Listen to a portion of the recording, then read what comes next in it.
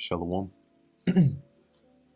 First and foremost, I want to give all praises, honor, and glory to Yahweh, Bahasham, Yahweh Shai, Bahasham, Rechak Wadash.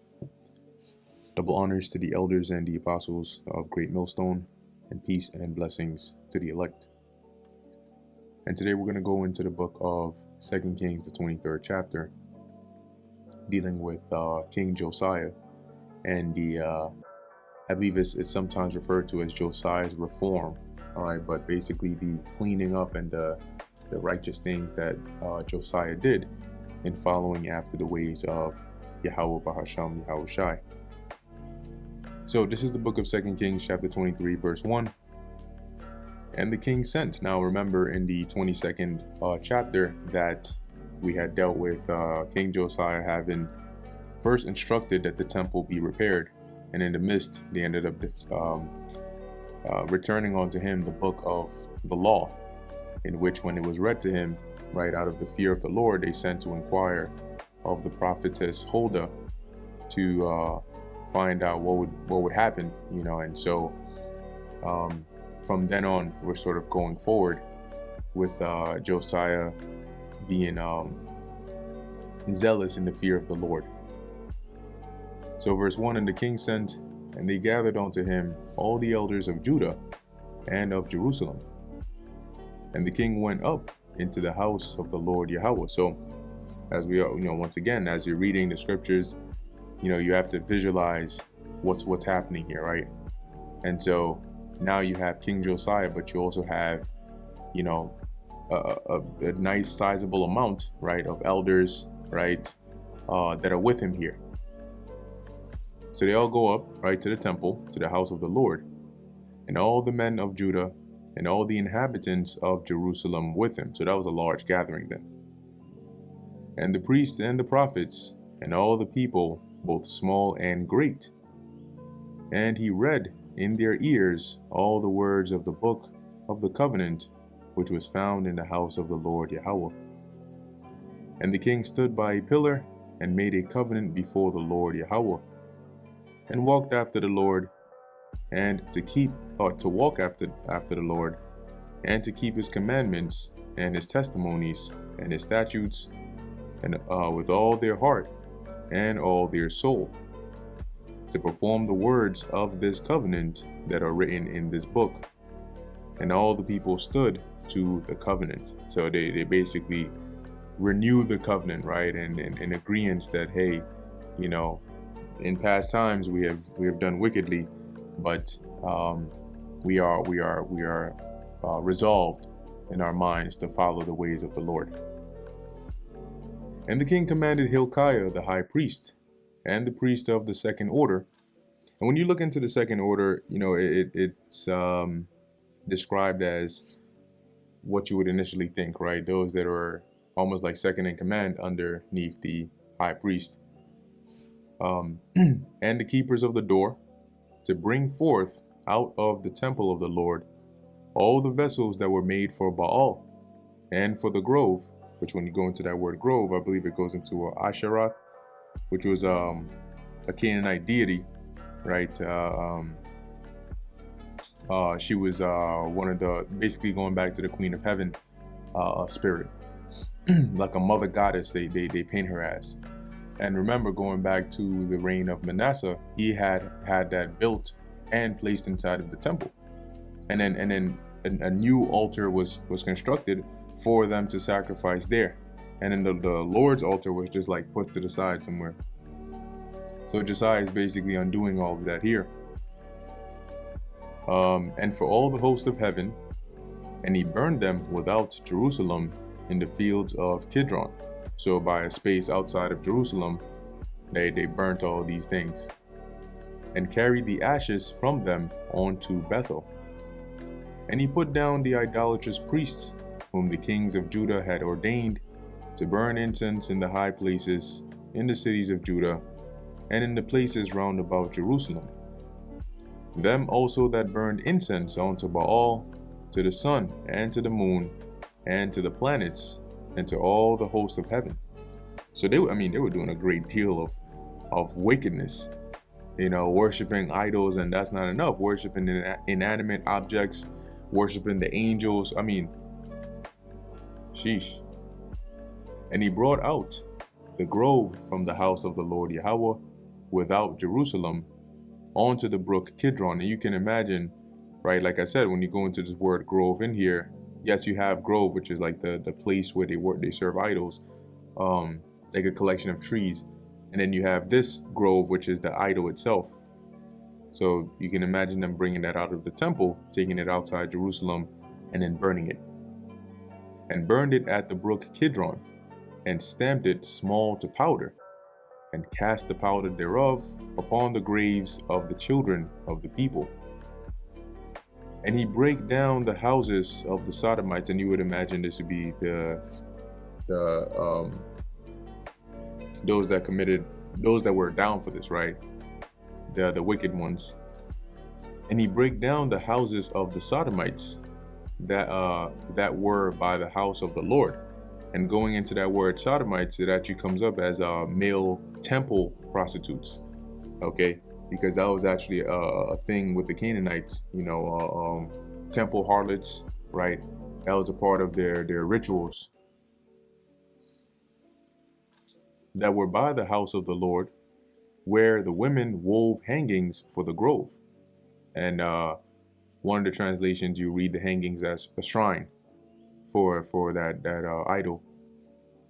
And he brought all the priests out of the cities of Judah, and defiled the high places where the priests had burned incense, from Gibeah to Beersheba, and brake down the high places of the gates that were in the entering in of the gate of Joshua, the governor of the city, which were on a man's left hand at the gate of the city. Similarly, like if you were to, this is just given like directions, right? And once again, it makes more sense if you're living at that time.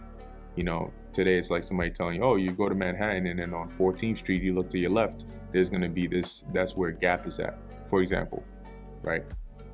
Verse 9, nevertheless, the priests of the high places came not up to the altar of the Lord Yahweh in Jerusalem, but they did eat of the unleavened bread among their brethren.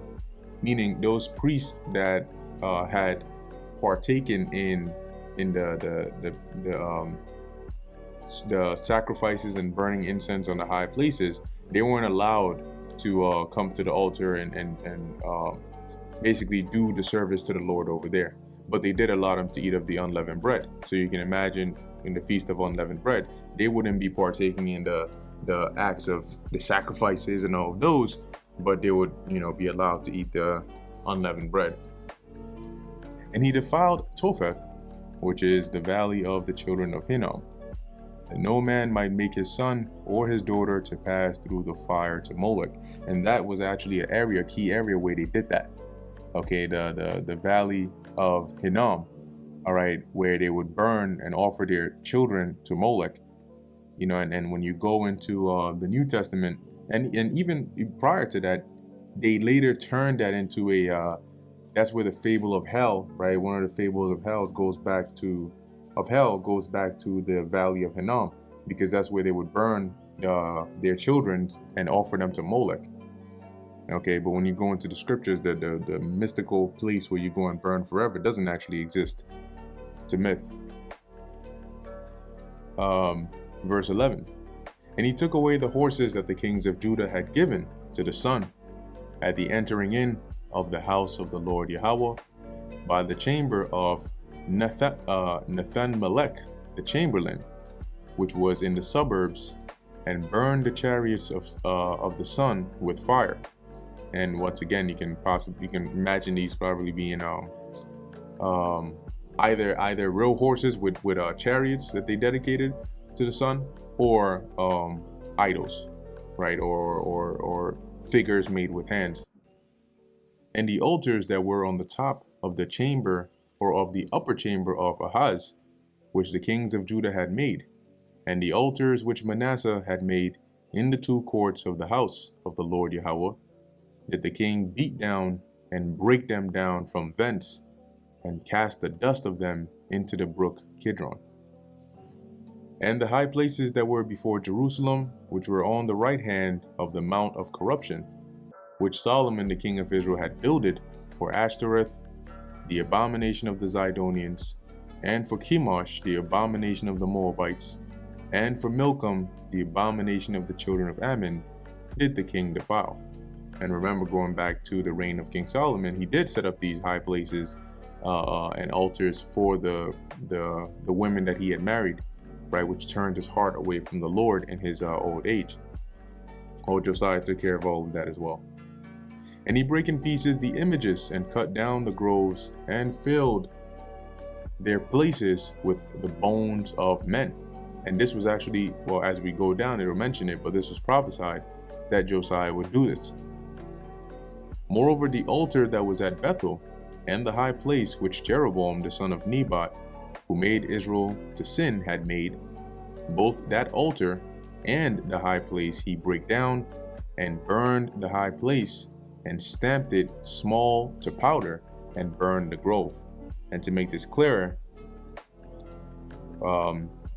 let's take a look here at the NLT.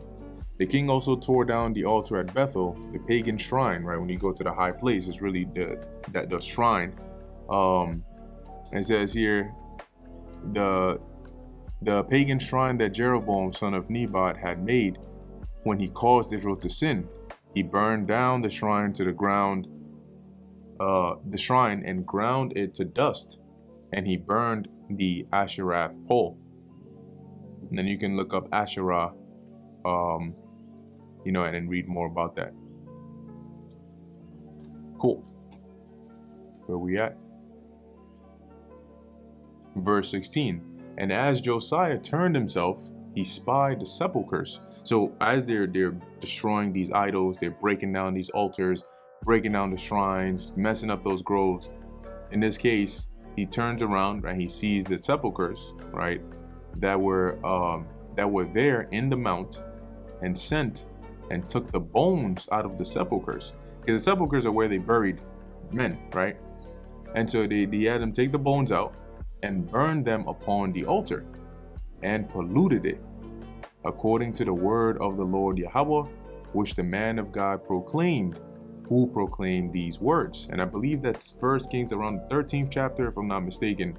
This is the same man of God who got tore up by a lion because he was deceived by another prophet when the Lord told him that he should go and prophesy against Jeroboam and leave that area by a different route from which he came, and not to eat or drink anything there, though he was deceived by another prophet to eat and drink, and through the disobedience the Lord had a lion slay him.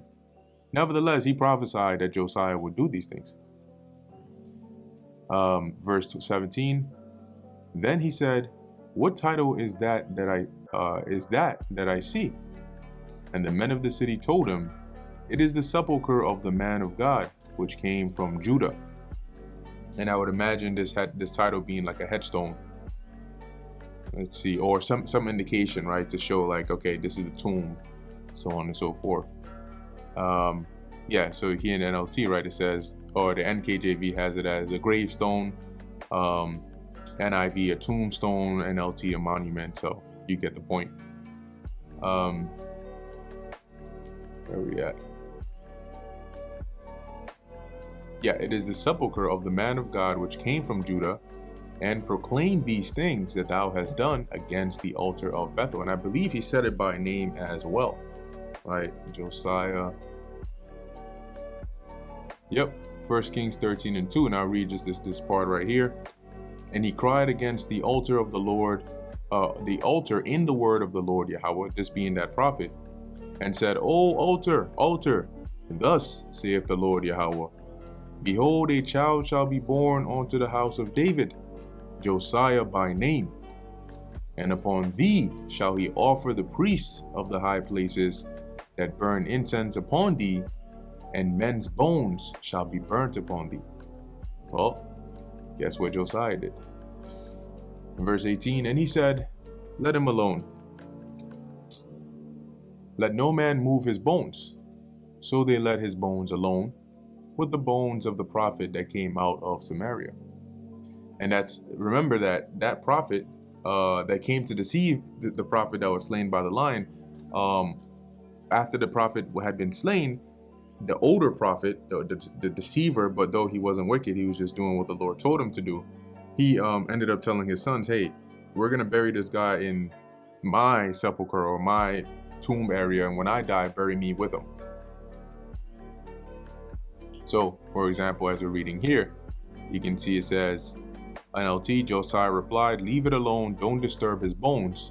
So they did not burn his bones or those of the old prophet from Samaria, as we just mentioned. Verse 19, and all the houses also of the high priests that were in the cities of Samaria, which the kings of Israel had made to provoke the Lord Yahweh to anger, Josiah took away, and did to them according to all the acts that he had done in Bethel. So he broke them down, tore them up, broke down the altars, completely demolished those idolatrous abominations. And he slew all the priests of the high places that were there upon the altars, and burned men's bones upon them, and returned to Jerusalem. And the king commanded all the people, saying, keep the Passover unto the Lord Yahweh your God, as it is written in the book of this covenant. Surely there was not holden such a Passover from the days of the judges that judged Israel, nor in all the days of the kings of Israel, nor of the kings of Judah. So going all the way back to the time of Judges, all the way up until now, no Passover had been held like this one. But in the 18th year of King Josiah, wherein this Passover was holden to the Lord Yahweh in Jerusalem. And you can imagine this was that grand, because, this was them rejoicing, having turned back from that wicked path onto the Lord here. Moreover, the workers with familiar spirits, and the wizards, and the images, and the idols, and all the abominations that were spied in the land of Judah and in Jerusalem, did Josiah put away, that he might perform the words of the law which were written in the book that Hilkiah the priest found in the house of the Lord. And like unto him was there no king before him that turned to the Lord Yahweh with all his heart, and with all his soul, and with all his might, according to all the law of Moses, neither after him rose there any like him. Because it was really going to be a short succession of kings after him before that part was done away with. And if you notice, even going into the New Testament, the carnal title, right, of king wasn't really bestowed upon Israelites. Yeah, we know Yahushua is the ultimate king, right? But that's why I mentioned the carnal title. And the highest office you could really hold after that went into the high priest. Verse 26. Notwithstanding, the Lord Yahweh turned not from the fierceness of his great wrath, wherewith his anger was kindled against Judah, because of all the provocations that Manasseh had provoked him withal. And remember, Huldah the prophetess said that, right? Because the Lord was so angry, he had charged that judgment against Jerusalem, and so it was going to come to pass no matter what, regardless of them turning back to him at this point, though, as it was told to Josiah, it wouldn't come in his time, so he wouldn't have to see that. And the Lord Yahweh said, I will remove Judah out of my sight, or Judah also out of my sight, as I have removed Israel, and will cast off this city Jerusalem, which I have chosen, and the house of which I said, my name shall be there. So similar to what happened to the northern kingdom, though, you know what happens when the Babylonians get here. Now the rest of the acts of Josiah and all that he did, are they not written in the book of the Chronicles of the kings of Judah? In his days, Pharaoh Necho, king of Egypt, went up against the king of Assyria to the river Euphrates.